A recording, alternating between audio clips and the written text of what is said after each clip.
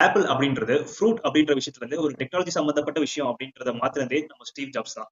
ஆனா 2011க்கு அப்புறமா Steve ஜாப்ஸோட CO பொசிஷனுக்கு அடுத்ததா வந்தது mister Tim Cook. Tim Cook வந்த டைம்ல ஆப்பிளோட வேல்யூ $350 பில்லியன் தான் இருந்துச்சு. ஆனா அவர் வந்ததுக்கு அப்புறமா இப்போ $4 டிரில்லியன் கம்பெனியை வளர்த்திருக்காரு. இப்ப நான் ஏன் இதெல்லாம் உங்ககிட்ட சொல்லிட்டு இருக்கேன்னு நீங்க யோசிக்கிறீங்களா?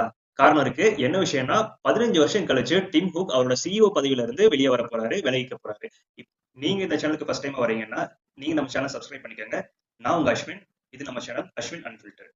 சரி, நம்ம இப்ப வீடியோக்குள்ள போலாம். இப்ப அவருக்கு பதிலா ஜான் டர்னர்ஸ் அப்படின்றவர் தான் அந்த சிஓ பதவிக்கு போறாரு. ஆனா இது இன்னும் அபிஷியலா அனௌன்ஸ்மெண்ட் வரல. இது வந்து செப்டம்பர்ல நடக்கலாம் அப்படின்னு ஒரு நம்பகத்தகுந்த வட்டாரத்துல இருந்து தகவல் வந்திருக்கு.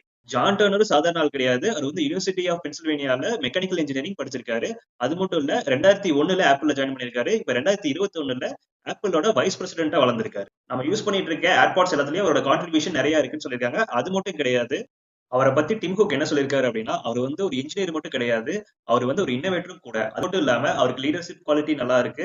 அவர்னால ஒரு டீமை நல்லா வழிநடத்த முடியும் அப்படின்னு அவர் சர்டிஃபிகேட் கொடுத்திருக்காரு. ஆப்பிள்ல என்னெல்லாம் கரண்ட் ப்ராஜெக்ட்ஸ் போயிட்டு இருக்கோ அந்த எல்லா ப்ராஜெக்ட்லயும் ஜான் டர்னரோட ஒர்க் இருக்கு அப்படின்னும் சொல்லியிருக்காரு. சோ நம்ம கண்டிப்பா 2026 செப்டம்பர்ல நடக்க போற ஆப்பிளோட அடுத்த போன் லான்ச்ச ஜான் டர்னர்ஸ் தான் பண்ணுவாருன்னு நம்ம எதிர்பார்க்கலாம்.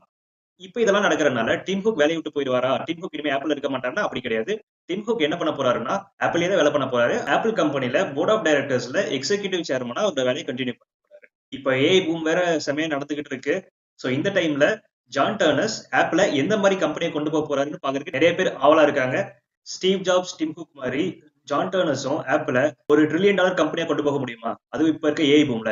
இதை பத்தி நீங்க என்ன நினைக்கிறீங்க அப்படின்னு கமெண்ட்ல சொல்லுங்க. இந்த மாதிரியான இன்ஃபர்மேஷன்ஸ் எல்லாம் தெரிஞ்சுக்கணும் அப்படின்னா என்னோட சேனல் சப்ஸ்கிரைப் பண்ணுங்க. பெல் நோட்டிபிகேஷன் ஆன் பண்ணி வச்சுக்கோங்க. அப்பதான் நாளைக்கு நான் போடுற வீடியோ உங்களை வந்து சேரும்.